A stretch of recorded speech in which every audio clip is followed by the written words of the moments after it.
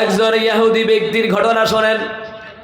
আমরা যদি কোরআনুল কারীমের অনুযায়ী, নবী আলাইহিস সালামের হাদিসে অনুযায়ী যদি আমরা জন্ম থেকে মৃত্যু পর্যন্ত সামাজিক জীবন বলেন, ব্যক্তি জীবন বলেন, পারিবারিক জীবন বলেন, রাষ্ট্রীয় জীবন যদি কোরআনুল কারীম যদি অনুকরণ করতাম, আল্লাহর বিধান নবীর সুন্নাত তরিকা অনুযায়ী জীবন যাপন যদি করতাম, তাহলে আমাদের জীবনের সফলতা আরো আগে আমার আল্লাহ তাআলা দান করে দিত।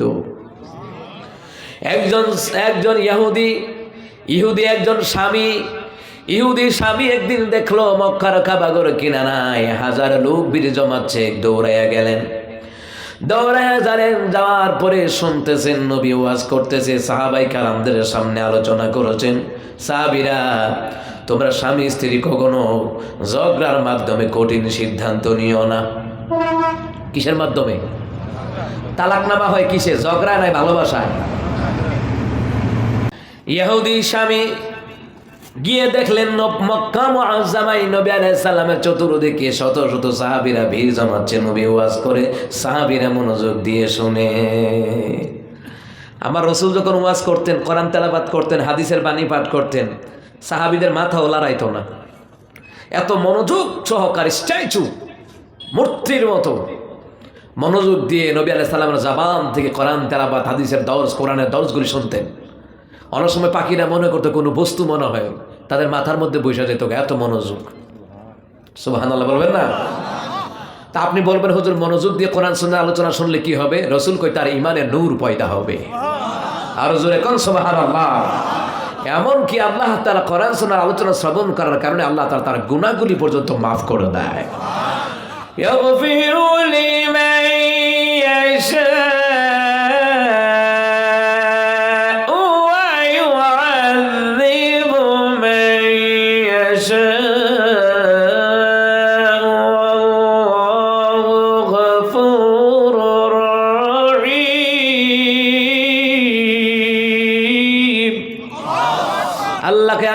যাদেরকে ইচ্ছে করি তাদেরকে ক্ষমা করে দেব, আমি আল্লাহ যাদেরকে ইচ্ছে করি তাদেরকে শাস্তি দিয়ে দেব। আল্লাহু গফুরুর রহিম, আমি আল্লাহ ক্ষমাকারী দয়ালু। আমি আল্লাহর মতন ক্ষমাকারী দয়ালু আসমানের নিচে জমিনের উপর আর কেউ আসেনি। মুসলমান ইমানদাররা, যাই হোক আমার বাবারা, মনোযোগ দিয়ে শুনবেন কথাগুলি। মুসলমান ইমানদারেরা, ইহুদি স্বামী গিয়ে শুনলো রাসূল একটা হাদিস বলতেছেন, ও সাহাবীরা শোনো, স্বামী স্ত্রী কখনো রাগের বসে কঠিন সিদ্ধান্ত নিবা না। দ্বিতীয় নাম্বার হলো, স্বামী স্ত্রী এক প্লেটে খাবার খাবা। এক প্লেটে যদি খাবার খাও, তাহলে আল্লাহ তাআলা স্বামী স্ত্রীর উভয়ের মধ্যে গভীর ভালোবাসা আল্লাহ তাআলা দান করে দিবে। ইহুদি স্বামী দাঁড়ানোর উপরে এই কথা শুনছে। ইহুদি স্বামী শুনিয়া কয়, ঠিক আছে, আমি আজগা দেখি এই কথাটা মাইনা দেখি কেমন ভালোবাসা হয়, কেমন ভালোবাসাটা হয় দেখে আর যাই কথাটা মাইনা। ইহুদি স্বামী এই কথাটা শ্রবণ করিয়া সোজা চলে গেলেন বাড়ির মধ্যে গিয়ে বলতেছে, বিবি তাড়াতাড়ি খাবার দাও। ওর কত মুহাম্মদের কথাটা যে মাইনা লই দেখি কেমন ভালোবাসা হয়। মুহাম্মদ সাল্লাল্লাহু আলাইহি সাল্লামের কথাটা মেনে দেখবো। ইহুদি বললেন, বিবি রে খাবার দাও। বিবি খাবার দিলেন, দেওয়ার পরে বলতেছে, বিবি আরেকটা প্লেট দিয়ে খাবার আনো, দুজনে একসাথে খাবার খাবো। আর না হয় আমার প্লেট আছে, এক প্লেট আমরা খাবো। ইহুদির কথা হইলে আল্লাহ রাসূলের কথাটা মাইনা দেখবো, কি ফায়দা হয়, কি ফজিলত হয়, কি উপকার হয়। তার কথা হইল এটা মাইনা দেখে হগুলি মানতাম পারি, আর না পারি একটা মাইনা দেখি না। এবার ইহুদি স্বামী বললো, স্ত্রীকে বললো, বিবি রে এই প্লেটে খাবার দিয়েছো, এটার মধ্যেই খাবো, অন্য প্লেটের দরকার নাই, চলো যেটার মধ্যে খাবার নিয়েছি ওইটাই খাবো। বিবি কয়, তোমার খানা তুমি খাও, আমি খাইতাম না। তোমার খানা তুমি খাও, খাবো না। স্বামী যতই বলে বিবি ততই রাগ দেখায়, না তোমার খানা তুমি খাও। 20টা বছর হইল বিয়ে বসছি, একটা দিনও তো এমন করে বলো নাই যে আমার নিয়ে খাবার খাইবে এক প্লেটে, তোমার খানা তুমি খাও। এবার স্বামী কিছুতেই রাগ করে না। স্বামী কই, বিবি যাহা কিছুই বলো না কেন, আজকে তোমারে সারা খাবার খাবো না, দরকার হয় না খায়া থাকবো। এইভাবে করে বিবি আসলো, ইহুদির স্ত্রী আসলো, আসিয়া তারা প্লেটের সামনে যে খাবারটা ছিল খাবারটা ফেলে দিলেন। হঠাৎ করে একটা বিড়াল আসিয়া খাবারটাকে দুনিয়া থেকে বিদায় হয়ে যায়। বোঝা গেল খাবারের মধ্যে কি ছিল? জোরে কয় না কি ছিল? বিষ ছিল। ইহুদি স্বামী আশ্চর্য হয়ে গেল, বিবিরে খাবার দিতে বললাম, খাবার দিলা। আমি বললাম তোমাকে নিয়ে খাবার খাবো, খাবার তো খাইলে না, খাবারটা ফেলে দিলা। দেওয়ার সাথে সাথে বিড়ালটা এসে খাবার খেয়ে দুনিয়া থেকে বিদায় হয়ে গেল। এবার বিবি কই, স্বামী আমার 20 বছর হয়েছে বিয়ে হয়েছে, একটা দিন কিন্তু এমন করে আমাকে বলেন নাই যে বিবি আসো তোমার সাথে একসাথে বসে খাবার খাবো, বলো নাই তো কোনোদিন। এ স্বামী আমার, আমি আজকে যতই রাগ দেখাই তুমি তো রাগ দেখাও না, কিন্তু তোমার জ্বালায় গত 20টা বছর আমার সংসার জীবনে ত্যাগ আইসা পড়ছে, কোনোদিন তো আমারে মারি সারা রাখো নাই। প্রতিদিন আমারে মারো, একদিনও গ্যাপ যায় না। চিন্তা করলাম আজকে সে যদি স্বামী খাবার চায়, খাবারে বিষ দিয়ে তারে মাইরা নামো। আজকে চিন্তা করলাম খাবারে বিষ দিয়ে তোমাকে মেরে ফেলবো, কিন্তু খাবারের মধ্যে বিষ দাও আমি জানি, তুমি তো জানো না। তুমি যতই বারবার বলতেছো তোমারে ছাড়া খাবো না, প্রয়োজনে উপাস থাকবো। স্বামী আমার এই ভালোবাসার কথাটা শুনিয়া আমার মনের মধ্যে মায়া লেগে যায়। আরে 20 বছর ভালোবাসা পাইলে পাইছি, না পাইলে নাই, অন্তত আজকে একটা দিন স্বামী আমার ভালোবাসার সাথে এক প্লেটে খাবার খেতে চায়।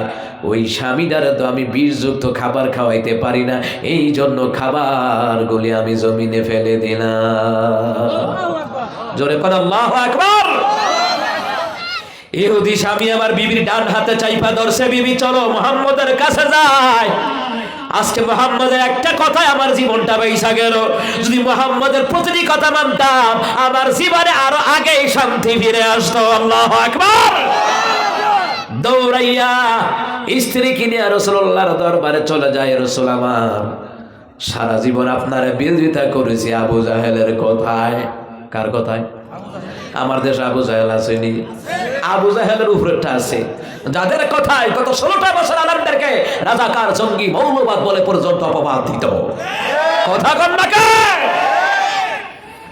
আবু জাহেলের চেলা চামুন্ডার আজও পৃথিবীতে আছে। যতই আবু জাহেলের মতন হইবা ততই আবু জাহেলের মতো পতন ঘটায়া দিবেন কে? ফেরাউনের মতন হও, পতন হবে। নমরুদের মতন হও, পতন হবে। আর তুমি সমাজের মেম্বার, চেয়ারম্যান, এমপি, মন্ত্রী হয়ে যাও, সমস্যা নাই। নেতা হও আমার রাসূলুল্লাহর মতন, আল্লাহ তাআলা তোমাকে সম্মান দুনিয়া ও আখিরাতে বাড়ায়া দেবে। কথা কোন ঠিক না? আমার বন্ধুরা, আমার বাবারা, এই দেশের জমিনে যত যুবকরা নষ্ট হয়েছে, ওরা যদি বলতো না না আমতাজি ক্ষমতার দাপটে আলেমদেরকে রাজাকার বলতে পারি না, মৌলবাদ বলতে পারি না, জঙ্গি বলতে পারি না, না না, তারা তো সম্মানী ব্যক্তি, তার বিরোধিতা করব না, বরঞ্চ পারলে আলেমদের সাথে মহাব্বত রাখবো। মেশকাতুল মাসাবি বুখারীর হাদিস, নবী বললেন আলেমদের সাথে যারা মহাব্বত রাখবে হাসর নাসর তাদের সাথে করায়া দিবেন কে? ইহুদি কয় সারা বছর আবু জাহেলের কথায় না বিরোধিতা করছি, আবু জাহেলের কথায় মুহাম্মদের গালি দিছি, আবু জাহেল সাইবা উতবা ওয়ালিদ ইবনে মুগীরার কথায় মুহাম্মদের উপর আমরা অত্যাচার করেছি। ওগো রাসূলুল্লাহ, সারা জীবন আপনার বিরোধিতা করেছি, আমি কিন্তু আজকে সকাল বেলায় আপনার দরবারে আসছিলাম। আমাদের সহযোগী অনেকেই এখানে আছে, নতুন কালমা পড়ে মুসলমান হয়েছে। দেখতে আসছিলাম, হঠাৎ করে আপনি আপনার জবান দিয়ে একটা কথা বের হলো, স্বামী স্ত্রী এক প্লেটে যদি খাবার খায় আল্লাহ তাআলা ভালোবাসা গভীর করে দেয়। মুহাম্মদ সাল্লাল্লাহু আলাইহি সাল্লাম একটা কথা শুনিয়া আজকে বিষযুক্ত খাবার বিবি খাওয়াই দিতেছিল, কিন্তু আমি শুধু ভালোবাসার সাথে বলছিলাম বিবিরে আজকে তোমাকে ছাড়া খাবার খাবো না। এই একটু ভালোবাসার দ্বারা যদি আমার জীবনটা বেঁচে যায়, এতদিন আপনার বিরোধিতা না করিয়ে যদি আপনার কথাগুলি মেনে চলতাম, আমার সংসার জীবনে আরো আগেই শান্তি ফিরে আসতো। সুবহানাল্লাহ বলবেন না? ও মির্জাপুরের মুসলমান, আমার প্রিয় বাবারা, ভাইয়েরা, মা বোনেরা, আল্লাহ রাসূলের কথা শুনলে জোরে বলুন তো রহমত দেয় কে? জোরে কোন বরকত দেয় কে? আমার আম্মাজিরাও তো পর্দার আড়ালে আছে না নাই? আরে মুসলমান ইমানদারেরা, স্বামী যদি স্ত্রীকে খাওয়ায়া দেয়, স্ত্রী যদি স্বামীরে খাওয়ায়া দেয়, আল্লাহ তাআলা প্রত্যেক লোকমায় লোকমায় 1000 করে নেকি আল্লাহ তাআলা তার আমলনামায় দান করে দিবে। আপনি খাওয়াইছেন না আপনার বিবিরে কম? না না খাওয়াইছেন না, শিকারাইছে। কি উম্মত হইলেন বিবিরে নিজাতে খাওয়াইলেন না? কি উম্মত হইলেন বিবি যারা মা বোন আছেন স্বামীরে তো খাওয়াইলেন না? আমি প্রোগ্রামে বের হইলে আমার বিবি পর্যন্ত আমার খাওয়ায়, আমি ব্যস্ত থাকি, তাড়াতাড়ি গোসল করে পাঞ্জাবি পরি, তাড়াতাড়ি করি, তাড়াহুড়া করে, অনেক সময় সময়ের কারণে খাবারের সময়টা হয় না, কিন্তু ওইদিকে আমার বিবি খাবার রেডি করে তাড়াতাড়ি লোকমা দিয়ে খাওয়াইয়া দেয়। এটা লজ্জার কথা নয়, এটা জানার কথা। কারণ যেই ঘরে আমার রসুলের সুন্নত মানা হয় বেশি, ওই ঘরে রহমত জোরে বলুন তো বেশি দেয় কে? মা বাবারও খাওয়াই দিবেন, মা বাবারও খাওয়াইবেন, বউরও খাওয়াইবেন। সুবহানাল্লাহ কয় না? কয়দিন খাওয়াইছেন মা বাপরে? আমি তো বাড়িতে গেলে আব্বার মুজগুলো কাটতে দেন না, আব্বা আইন। ও মুসলমান ইমানদার, মা বাবার কাপড়টি আমি ধুয়ে দেই। কয়দিন ধুইছেন আব্বা আম্মার কাপড়? কন। ও মুসলমান ইমানদারেরা, বরকত এমনি এমনি হয় না, হায়াতে বরকত এমনি এমনি হয় না। আল্লাহ তাআলা আল্লাহর কোরআন নবীর সুন্নাত তরিকা মাইনা যদি চলেন, মা বাবা যদি নিজের ইনকাম থেকে যদি খাওয়ান, বিবি বাল বাচ্চারে খাওয়ান, দান সদকা করেন, আল্লাহ তাআলা অ্যাক্সিডেন্ট থেকে হেফাজত করিয়া হায়াত আপনারে আল্লাহ বাড়ায়া দিব। মুসলমান ইমানদারেরা, আম্মা আয়েশা রাদিয়াল্লাহু তাআলা আনহার জিন্দেগি খুলে দেখেন। আমার নবী পর্যন্ত আম্মা আয়েশার কাজে সহযোগিতা করতেন, আমার রাসূলুল্লাহর কাজেও আম্মা আয়েশা সহযোগিতা করতেন। সুবহানাল্লাহ বলবেন না? আর আমার দেশের আয়েশার খবর কি? ও বিউটি পার্লারে যায়, মার্কেটে যায়, আপনাদের এলাকার তারা যায় না, তাও যায় না। অথচ মুসলমান ইমামদার নাম হইল আয়েশা, কাম কইরা রাখে ফরিয়মনির মতো।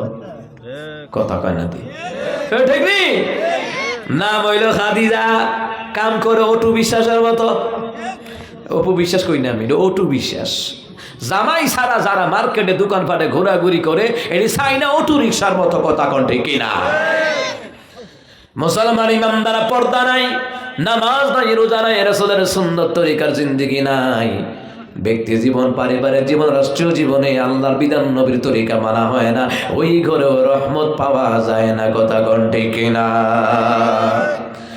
মুসলমান ইমামদারা, নবী আলাইহিস সালাতু ওয়াস সালামের বিবি খাদিজাতুল কুবরা রাদিয়াল্লাহু তাআলা আনহার ব্যাপারে হাদিস শরীফের মধ্যে বলা হয়, কি বলা হয়? আম্মা জান আয়েশা এটা রওয়ায়াত করেন, তাফসীর ইবনে কাসিরের কিতাবের মধ্যে এসেছে। আম্মা জান আয়েশা বললেন, রাসূল সাল্লাল্লাহু আলাইহি সাল্লাম তিনি খাবার পানীয় নিয়া হেরা গুহায় চলে গেলেন, আর খাবার পানীয় জোগাড় করে দিলেন হযরতে খাদিজাতুল কুবরা রাদিয়াল্লাহু তাআলা, যাকে তাহারা উপাধি দেওয়া হয়েছে। ও আমার মায়েরা, ওয়াজ শুনলে চলবে না গো, আমার মা মানতে হবে। আমার মায়েরা, আপনার জিন্দিগির মডেল পরিমণি নয়, অটো বিশ্বাস নয়, আপনার জিন্দিগির মডেল হওয়া লাগবে আম্মাজান খাদিজার জিন্দিগি, আম্মাজান আয়েশার জিন্দিগি হওয়া লাগবে। তারপরে হলে পরে সংসারের মধ্যে বরকত আর রহমত জোরে বলুন তো দিবেন কে? সম্মানিত মুহতারাম হাজিরিন, খাদিজাতুল কুবরা রাদিয়াল্লাহু তাআলা আনহা তিনিও আমার রাসূলকে দ্বীনের কাজে পর্যন্ত সাহায্য সহযোগিতা করেছেন। রাসূল সাল্লাল্লাহু আলাইহি সাল্লাম বিপদের মধ্যে পড়ে গেলে আম্মা জান খাদিজা তিনাকে সান্ত্বনা দিতেন। সুবহানাল্লাহ বলেন। সান্ত্বনা দিয়ে আগলায় রাখতেন। কেমন বিবি দেখেন, সান্ত্বনা দিয়ে আগলায় রাখতো। আর আমার দেশের খাদিজার খবর কি? যখন শুনছে 2009 সালে করোনা আইছে, জামাই বিদেশে আইছে, বিধি বাড়িতে গেছে, কথা কয় না? ও মা করোনায় ধরে লাইব, এই ধরে জামাই ফালাই দিয়ে গেছে। এমনকি অনেক বিবিদের পর্যন্ত ডিভোর্স হয়েছে। কথা কোন ঠিক না? এক করোনা এসে বুঝাইয়া দিল, দুনিয়ার জমিনে কেউ কারো আপন নয়, একমাত্র আপন হলো আল্লাহ এবং তার রাসূল ছাড়া আপন আর কেউ নাই। ঠিক না? আল্লাহ এবং তার রাসূল ছাড়া আপন আমাদের কেউ নাই, কেউ নাই। দুনিয়াতে টাকা বেশি কামাই করবেন, মা বাপ কইবা আর ভুলা। বেশি টাকা কামাই করে বউরও দিবেন, বউ কইবা আর জামাই বলো বালা জামাই। টাকা টোকা কামাই করে হালাহালি দিবা, এরা কইব মাশাআল্লাহ আর দুলাভাই বালা দুলাভাই। কথা কন ঠিক না? যখন আপনি 1-2 মাস টাকা দিবেন না, হঠাৎ করে মা বাপ কইব তে তো আসলে বালানা নষ্ট হয়ে গেছে, বউ কইব বালানা, ভাইয়ের কইব ভাইও বালানা, কথা কয় না? স্বার্থের মধ্যে আঘাত লাগলে কেউ কারো আপন হয় না। এই জন্য দুনিয়ার জিন্দিগিতে আমাদের সবচেয়ে বড় আপন হিসাবে গ্রহণ করা লাগবে আল্লাহ এবং তার রাসূল, যারা আমাদের আপন কেউ নাই। যত দুনিয়ার জমিনে যারা আছে কামাই করে খাওয়ান ভালো কথা, কিন্তু সবগুলি হলো স্বার্থপর, কথা কন না কেন? কিন্তু আম্মাজান খাদিজা স্বার্থপর ছিলেন না। খেয়াল করেন, আম্মাজান খাদিজা রাদিয়াল্লাহু তাআলা আনহা স্বার্থপর ছিলেন না। আম্মাজান খাদিজা রাদিয়াল্লাহু তাআলা আনহার সাথে যখন আমার রহমতের নবীর বিয়ে হয়ে গেল, বাসর রাতে আমার রাসূলুল্লাহ কান্নাকাটি করে, রাসূলের চোখ বেয়ে ভিজে যাচ্ছে, দাড়ি মুবারক ভিজে যাচ্ছে, বুক ভিজে যাচ্ছে। আম্মাজান খাদিজা কইলেন, মুহাম্মদ সাল্লাল্লাহু আলাইহি সাল্লাম গো রাসূল, আপনি কান্না করেন কেন? কেন কান্না করেন? রহমতের নবী কয়, এ রে খাদিজা, আমার মা নাই, আমার বাবা নাই। আমার মা যদি থাকতো, বাবা যদি থাকতো, তুমি খাদিজারে পুত্রবধূ হিসাবে দেখে জানি কত খুশি হয়ে যেত। সুবহানাল্লাহ বলবেন না? আম্মাজান খাদিজার কাছে এই কথা বলে বলে আমার রাসূল কান্দে। এরে খাদিজা, ও খাদিজা, আমি গরিব বলে কাফের বেঈমানেরা টিটকারি দেয়, আমার কোনো ধন সম্পদ নাই। আম্মাজান খাদিজা কই, নবী আমার চিন্তা করবেন না, আমি খাদিজা আপনারে কথা দিলাম, আমার যত ধন সম্পত্তি আছে সবগুলি আমি আল্লাহ রাসূলের নামে আমি ওয়াকফ করে দিলাম। রহমতের নবী বললেন, খাদিজা সব দিয়া দিলা? কহা দিয়া দিলাম। ওগো রাসূলুল্লাহ, আল্লাহ নবী বললেন, খাদিজা কেন দিয়া দিলা? খাদিজা কয়, আমি তো দুনিয়ার সবচেয়ে বড় সম্পদ পাইছি, রহমতের নবীকে আমি স্বামী হিসাবে পাইছি। সুবহানাল্লাহ বলবেন না? আমার দিনদার বোনেরা শোনেন, আপনার স্বামী যদি নামাজি হয়, দিনদারে হয়, বুঝবেন আপনার কপাল খারাপ নয়, আপনার কপাল ভালো। আপনার স্বামী দাঁড়িয়ে রাখে, নামাজ পড়ে, ইসলামী আন্দোলন করে, একামত দ্বীনের কাজ করে, দাওয়াতি তাবলীগি কাজ করে, বরঞ্চ গর্ব করবেন আমার স্বামী হলো সেরা স্বামী। কথা কোন ঠিক না? কিন্তু আমাদের সমাজে গর্ব করে আমার জামাই সুদে 1 নাম্বার, কি দেয়? কথা কয় না কি? মাশাআল্লাহ, সুদ করার মধ্যে 1 নাম্বার, দৈনিক রুই মাছের মাথা খায়, খাসির কলিজা খায়, কাম হইতো না। যেই স্বামী আপনার হালাল ইনকাম করে, নামাজি, আল্লাহওয়ালা, দাড়িওয়ালা, টুপিওয়ালা, দিনদার, মুত্তাকি, ওর ধন সম্পদ না থাকতে পারে, কিন্তু এই স্বামীর সাথে আপনি জান্নাতে থাকতে পারবেন। কথা কোন ঠিক কিনা? আমার বন্ধু রহমতের নবী বললেন, খাদিজা সব দিয়া দিলা? খাদিজা বলেন, ওগো রাসূল, যা আছে সব আমি সব ওয়াকফ করে দিলাম, দান করে দিলাম। রাসূল বললেন, দান করলোই তো আমি নিব না। কেন নিবেন না? রহমতের নবী বললেন, খাদিজা শুনে নাও, ওরে খাদিজা শুনে নাও, আমি নিব না। কারণ রে খাদিজা, তুমি যে আমার ধন সম্পদ দিলে আমি পাইলাম, ঠিক আছে, আমার কথা হলো তুমি কোনো দাবি রাখতে পারবা না, আমি ইয়াতিমদেরকে দিয়া দেব, গরিবদেরকে দিয়া দেব, বিধবা নারীদেরকে আমি সম্পদ থেকে বন্টন করে দিয়া দেব, এমনকি মসজিদের জন্য, দিনের জন্য, একামতে দিনের জন্য, দাওয়াতি কাজের জন্য আমি কিন্তু এই ধন সম্পদ আমি ব্যয় করব। তুমি দাবি রাখতে পারবা না। এইবার আম্মাজান খাদিজা রাদিয়াল্লাহু তাআলা আনহা তিনি বলেন, ওগো রাসূলুল্লাহ, আমার কোনো দাবি নাই, আপনি আমার সম্পদ যা আছে আমি আল্লাহর নামে তো দিয়ে দিলাম, আপনি ইয়াতিমদেরকে দিয়ে দিবেন তো দিয়ে দিন, কোনো বাধা নাই। গরিবদেরকে দিয়ে দিবেন তো দিয়ে দিন, কোনো বাধা নাই। যাদের জায়গা জমি নাই থাকার জন্য দিয়ে দিন, বাধা নাই। ইসলামের জন্য, দ্বীনের জন্য আপনি কুরবান করে দিবেন, দিয়ে দিন, কোনো বাধা নাই। আমি খাদিজা আপনাকে পেয়েছি, এইটাই হলো আমার জীবনের সবচেয়ে বড় সফলতা। জোর আওয়াজ করে বলেন না সুবহানাল্লাহ। আম্মাজান খাদিজা রাদিয়াল্লাহু তাআলা রহমতের নবীর সান্ত্বনা দেয়। ওই হেরা গুহায় থেকে রহমতের নবী যখন আসলেন, কাঁপতে কাঁপতে আসলেন, নবীর উপর ওহী নাজিল করা হলো, সূরা আলাকের 5টি আয়াত নাজিল করে দেওয়া হলো। নবী আমার কাঁপতে কাঁপতে আম্মাজান খাদিজার কাছে আসলেন। ওরে খাদিজা, আমারে কম্বল দিয়ে জড়ায়া ধরো, আমারে কম্বল দিয়ে আঁকড়া ধরে রে খাদিজা, আমি বোধহয় আর বাঁচব না। এ খাদিজা, আমার বড় কষ্ট হচ্ছে রে খাদিজা, আম্মা জানা খাদিজা রাদিয়াল্লাহু তাআলা আনহা তিনি বলেন, রাসূল গো কিসের কষ্ট হচ্ছে? কয় হেরা গুহায় গিয়েছিলাম, কে যেন আমারে সিনার সাথে সিনা লাগাইয়া 3টা চাপ দিছে, আমার কষ্ট হইছে। ওরে খাদিজা আমার বড় কষ্ট হয়েছে রে খাদিজা, আমার মনে হয় দম বন্ধ হয়ে যাবে। খাদিজা মনে হয় আমি বাঁচবো না, নাকি কোনো ক্ষতিকারক জিনিস নাকি আমাকে আক্রমণ করেছে নাকি। আম্মা জান খাদিজা হতাশা হন নাই, বরঞ্চ স্বামীর মনের মধ্যে শক্তি যোগাইয়া দেওয়ার জন্য সান্ত্বনার ভাষা নিয়ে বললেন, স্বামী আমার কোনো জিন ভূত আপনার ক্ষতি করতে পারে না, আপনি তো রাহমাতুল লিল আলামিন। সুবহানাল্লাহ বলেন। ওয়ামা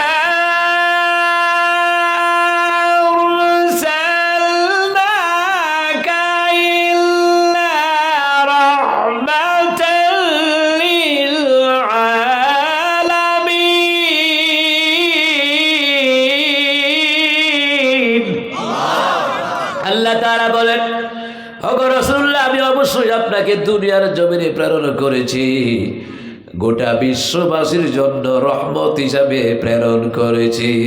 সুবহানাল্লাহ বলবেন না?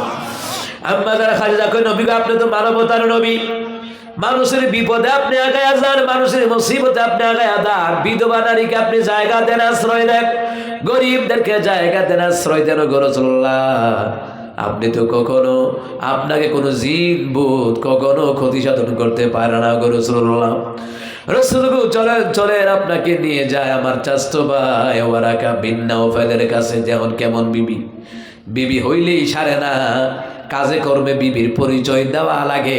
যত মুসিবত আসবে স্বামীর উপরে, সান্ত্বনা দিলে স্বামীর অর্ধেক কষ্ট পর্যন্ত মন থেকে দূর হয়ে যায়। কথা কন না কেন? ওয়ারাকা বিন নাওফালের কাছে নিলেন, হে ওয়ারাকা বিন নাওফাল দেখো আমার স্বামী কি বলে। আমার স্বামী আমার কাছ থেকে খাবার পানীয় নিয়ে হারা গুহায় গিয়েছিল, আমার স্বামীর জিগাও ওই জায়গায় কি হয়েছে একটু জিগাও।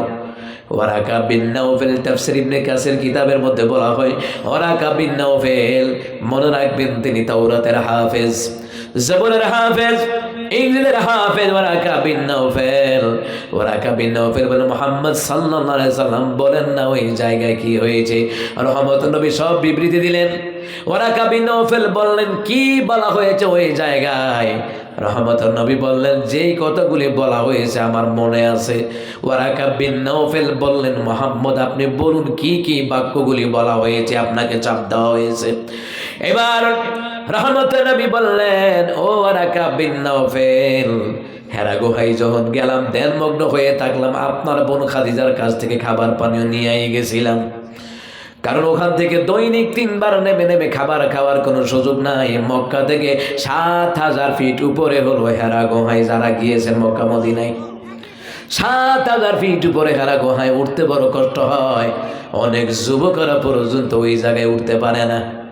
আলহামদুলিল্লাহ আমরা গেছি, আমি গেছি, যত কষ্ট হয়েছে সেখানে উঠেছি। মুসলমান ইমানদারেরা যারা দুর্বল পারবে না, উঠতে পারবে না, শক্তিশালী মানুষ লাগে, হালি মুড হইলেই ছাড়ে না। অনেকে মনে করে মুড হইলে মনে শক্তি বেশি, তো গৈরাইয়া বললে হে আর উঠতে পারত না। ওই আগে শুনতাম যে পাঞ্জাবিরে বলাইতে এক একটা ভাড়া ভাড়া বইকে বললে পাঞ্জাবি, হেরে কোনো মতে খাতার মধ্যে ফালাইতারলে হে আর উঠতেছে না গৈরাইয়া। বেড়া বড় হলে লাভ হবো কি, শক্তি নেই তো। কথা কয় না, কথা কয় না। মুসলমান ইমামদার হারা গুহায় গেলেন। নবী বললেন ওয়ারাকা বিন নাওফাল মক্কা থেকে 7000 ফিট উপরে হারা গুহায় গেলাম, ধ্যানমগ্ন হলাম। আমার সিনার সাথে সিনা লাগাইয়া চাপ দিয়া দিয়া 5টা বাক্য আমারে শোনাইয়া দিল। ওয়ারাকা বিন নাওফাল বললেন আপনার মনে আসেনি? রহমতের নবী বললেন হ্যাঁ আমার মনে আছে। সুবহানাল্লাহ কন্যা। আমার দেশে যারা এখানে অনেক হাফেজ আছে, হয়তো বা আলেম আছে, একটা সূরা মুখস্থ করতে গেলে কতবার মোতালা করা লাগে, কতবার পড়া লাগে। কথা কর ঠিক কিনা? যারা হাফেজ হয় একদিনে হয়, 4 বছর 5 বছর 6 বছরও লাগে। ব্রেন যদি একদম নিচের ক্লিন হয়, অনেকে আছে 1 মাসও ফাইরালা, 45 দিনেও ফাইরালা, এরকম অনেক রেকর্ড আছে না, যে 45 দিনে হাফেজ হয়েছেন অমুক মাদ্রাসার অমুক ছাত্র, ঠিক না? এইরকম। তো রহমতুল নবীর যেই কথাটা হলো, তিনি যখন যা শুনতেন জীবনে কোনোদিন ভুলতেন না, ওটা সিনার মধ্যে আল্লাহ গেঁথে রেখে দিত। আর আস্তে কোন সুবহানাল্লাহ। ও মুসলমান ইমানদাররা, ওয়ারাকা বিন নওফালকে মনে আছে? রাসূল বলে ক্বালা নাআম, হ্যাঁ মনে আছে। খুব পড়েন তো দেখি। রহমতের নবী সাল্লাল্লাহু আলাইহি ওয়াসাল্লাম এবার পড়তে লাগলেন ইকরা বিসমি রাব্বিকাল্লাযী খালাক খালাকাল ইনসানা মিন আলাক ইকরা ওয়া রাব্বুকাল আকরামুল্লাযী আল্লামা বিল কলম আল্লামাল ইনসান